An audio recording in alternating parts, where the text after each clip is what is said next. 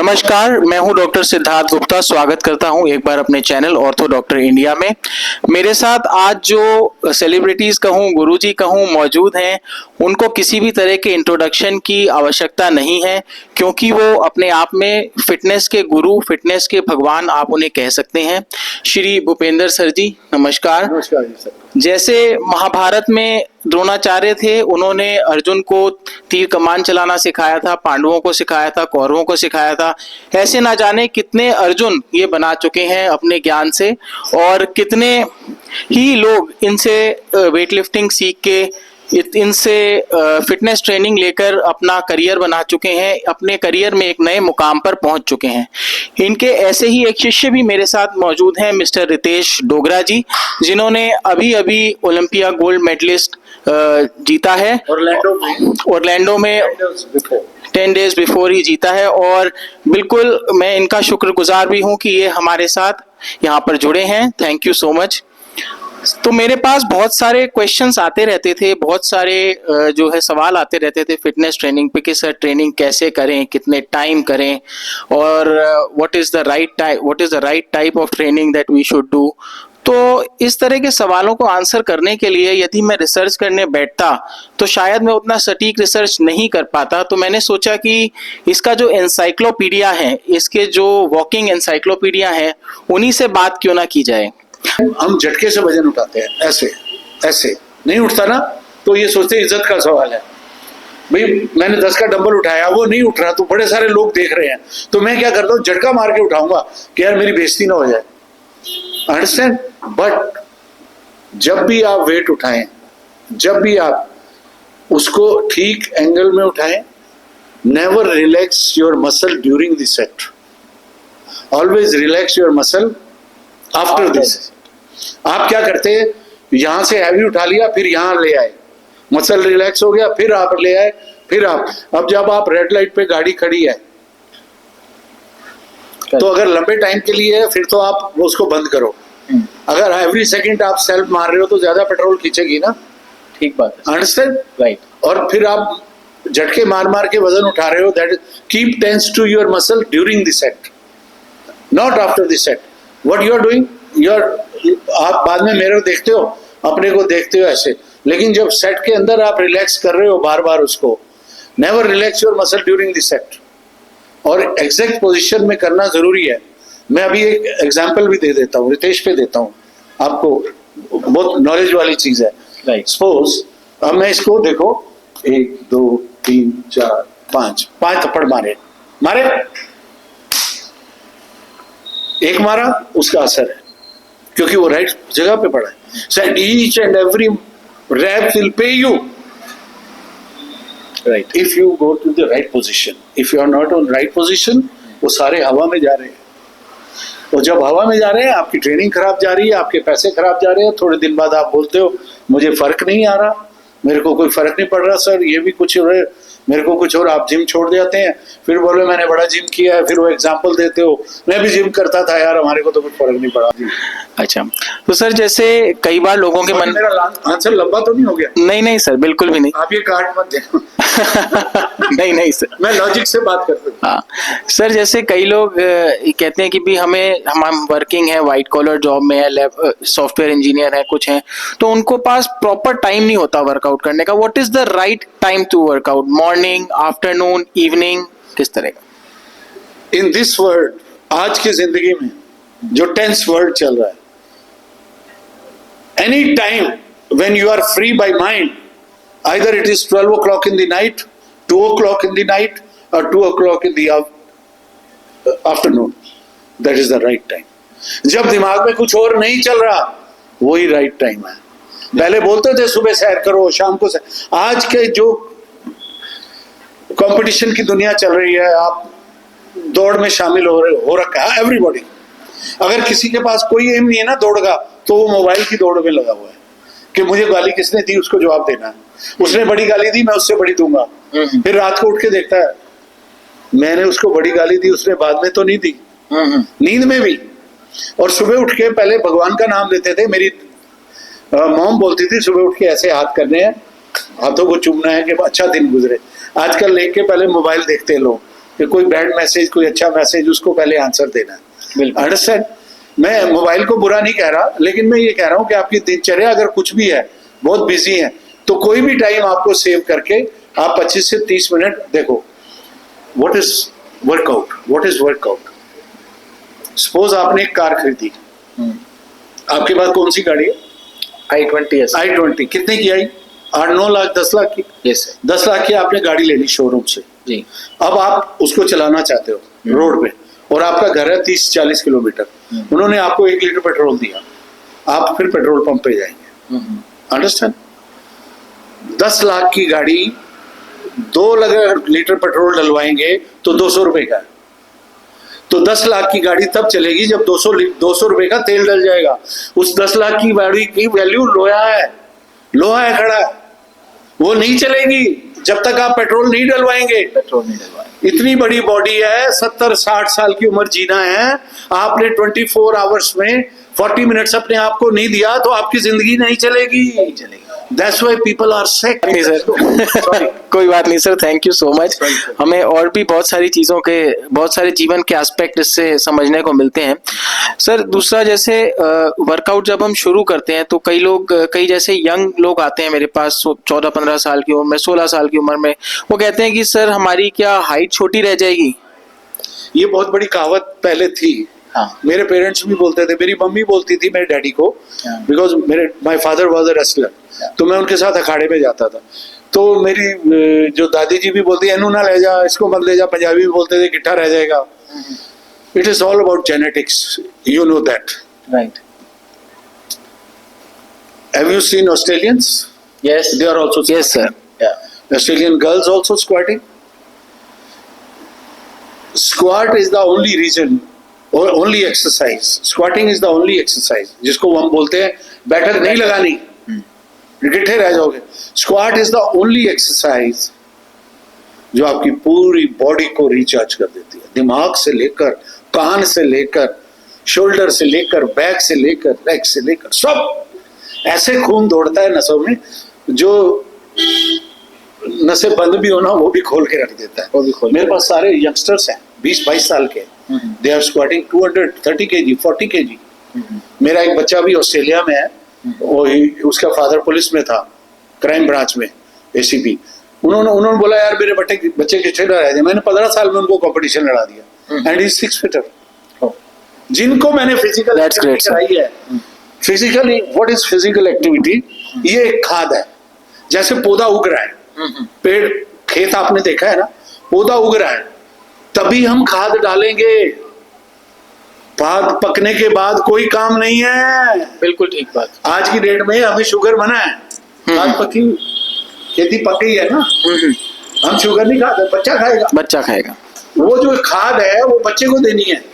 जो एक्सरसाइज जो है ये फर्टिलाइजर है उसको ग्रोथ के अच्छे करने के लिए। जितनी वो फिजिकल एक्टिविटी करेगा उतना ही उसका हेल्थ भी इम्प्रूव होगा, माइंड अच्छा बनेगा, बुरी आदत में नहीं जाएगा, और उसकी हेल्थ भी इम्प्रूव होगी। और हाइट तो मैं गारंटी देता हूं, अगर इस रीजन से रुकी होगी तो मैं मान जाऊंगा।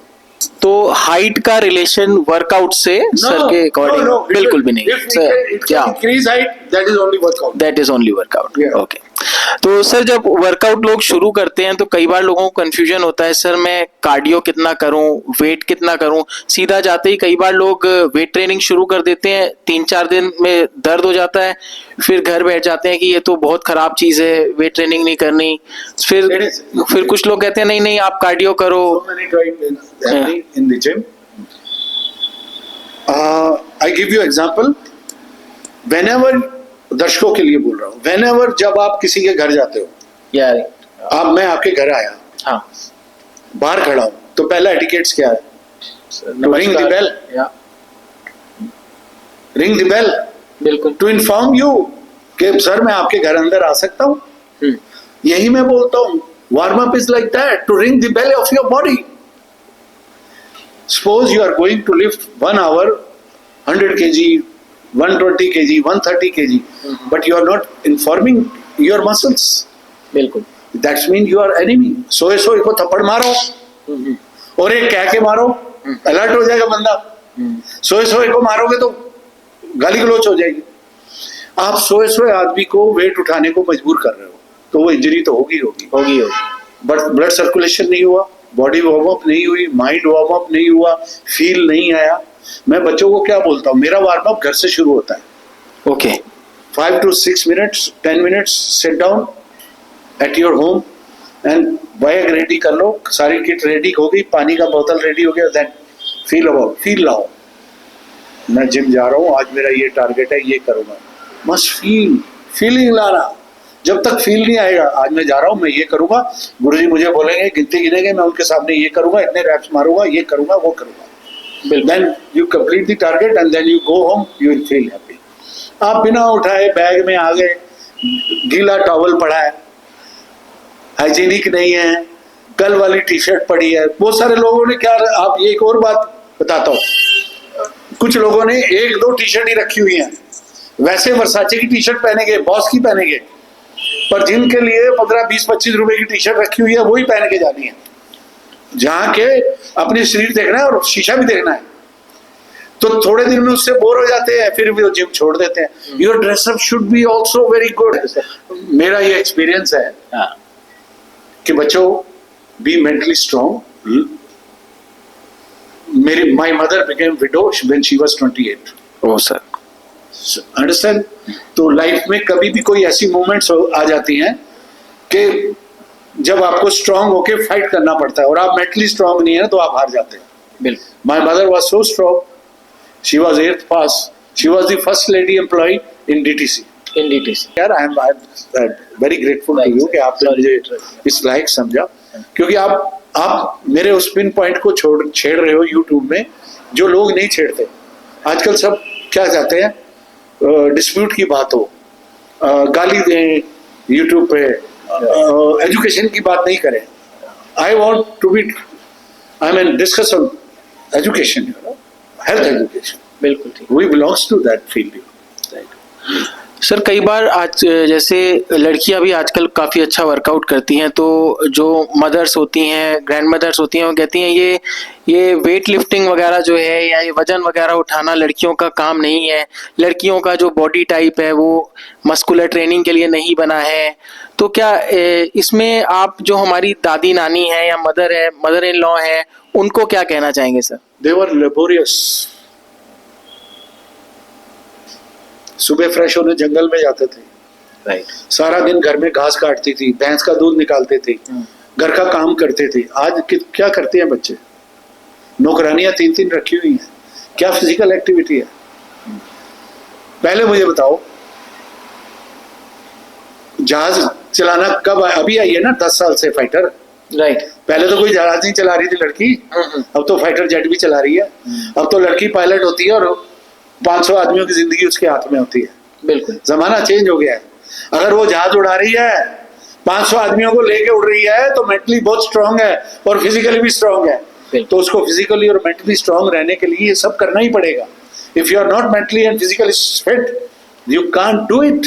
एक सर मैं थोड़ा पर्सनल एस्पेक्ट पे जा रहा हूँ, बट क्योंकि हम अब खुले विचारों के फॉर्म में है, खुले विचारों की बात करते हैं, मूवीज भी बनती हैं ऐसे टॉपिक्स पे, तो क्या सर ऐसा होता है कि जो लोग ट्रेनिंग करते हैं उनमें सेक्सुअल वीकनेस आ जाती है या यौन क्या बोलते हैं कमजोरी आ जाती है? ऐसा कई लोगों में मिथ होता है। Then it is definitely going to happen. You are overweight, then it is going to happen. You are underweight, then it is going to happen. But if you are physically fit, you are more active in all activities of life. You are taking proper diet. You are more physical. आज एक बहुत बड़ी समस्या आप देखो, हर दूसरा तीसरी शादी कोर्ट में पहुंच रही है। अब आपने ये बात करी है तो मैं बता रहा हूँ, ये अट्रैक्शन है। पहला, शादी जब होती है, बच्चे बच्ची का अट्रैक्शन होता है कि जब हम शादीशुदा हो जाएंगे हमारी लाइफ बड़ी अच्छी हो जाएगी, हाँ, हम बड़े खुश रहेंगे, ये लड़का बहुत अच्छा है। सडनली 1 महीने बाद वो लड़का बुरा हो जाता है या लड़की बुरी हो जाती है। Because why? जब मैं डॉक्टर सिद्धार्थ को दूर से देख रहा हूँ, understand, like correct example, how are you? Okay, looking beautiful. या और ओके ठीक है Right. अब मेरी टी शर्ट अच्छी नहीं है तो इनको थोड़ा स्टिंग भी आया होगा, हाँ फिर उनको लगा होगा यार ओहो ये तो ठीक नहीं है, हाँ, हाँ। मैंने ऐसी जफ्फी डाली। हाँ जब हम बहुत ज्यादा मिलते हैं करते हैं जो भी हम लाइफ में आते हैं फिर हमारे को एक दूसरे की कमियां पता लगती हैं। पर मैं आज ये बोल रहा हूं for your success marriage is the one point for your success, पर उसको सक्सेस बनाने के लिए both should be happy.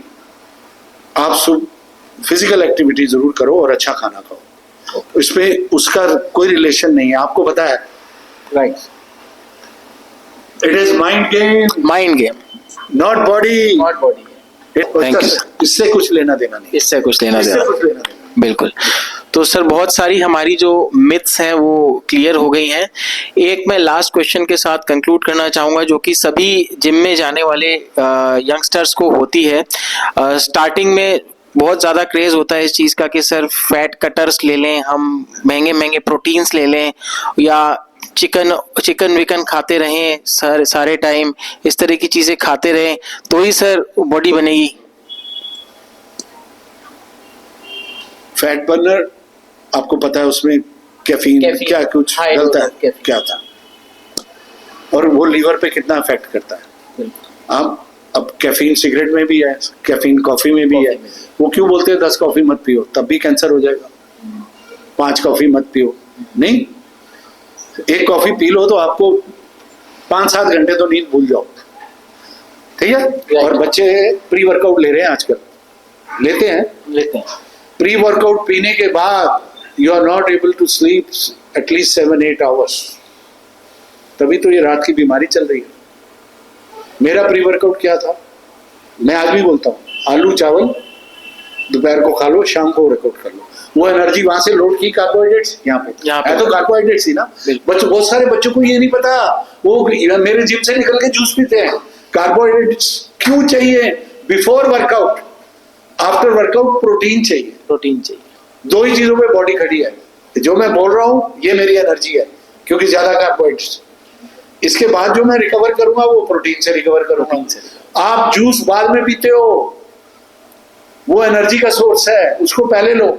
Fruits खाओ पहले, जिम से पहले खा के आ जाओ, 1 प्लेट फ्रूट खा के आ जाओ 1 घंटा पहले, बस सब निकल जाए। पहले बॉडी बिल्डर्स जो है ये फ्रूट ऐसे तरबूजा खरबूज के बीच में लेते थे कि डिहाइड्रेशन ना हो जाए, संतरा लेते थे। आजकल थोड़ा महंगा जमाना है, यू नो शॉर्टकट है, हर कोई ऐसा है। आज पहले पिज्जा नहीं होता था ना, है ना। तो और रितेश जी, आप सर ने वैसे बहुत कुछ हमें बता दिया है। आप एक यंग जनरेशन को बिलोंग करते हैं, अब आप जो आने वाला यूथ है उसके लिए आप जैसे जो स्पोर्ट्समैन है वो एक इंस्पिरेशन है, ठीक है, वो प्रेरणा का स्रोत है। तो आप अपने छोटे भाइयों से, छोटे भाई बहनों से क्या कहना चाहेंगे, एक छोटा सा संदेश उनके लिए? बाप एक ही बनाओ, मतलब जो गुरुजी ने कह दी, मतलब जो आपके कोच हैं उनकी सुनो, अपना दिमाग ना लगाओ तो सक्सेस जल्दी मिल जाएगी। बिल्कुल ठीक कहा आपने। मतलब जो गुरु जी ने कहा उसको आप भगवान का वचन मान के, उसको गीता का उपदेश मान के, कुरान की आयत मान के उसको फॉलो करें। तो I am not also perfect, I am still learning. These kids are my teachers, I am student, they are my teachers, different personalities, different state से आया, कोई नागालैंड से आया, कोई उत्तर प्रदेश से आया, उसकी भाषा अलग है, उसकी भाषा अलग है। आई एम लर्निंग, ये मेरे टीचर्स हैं। आप टीचर से ही को ही अपना स्टूडेंट बना सकते हैं, जैसे मैं सब बच्चों का स्टूडेंट हूँ, मैं इनसे सीख रहा हूँ। आप लोगों से भी सीखूंगा, आप क्वेश्चन करेंगे, मैं आंसर देने की कोशिश करूंगा। डॉक्टर साहब से सीख रहा हूँ कि आप डॉक्टरी भी चला रहे हैं और इतना अच्छा आप चैनल भी चलाते हैं। God bless you, love you all, thank you.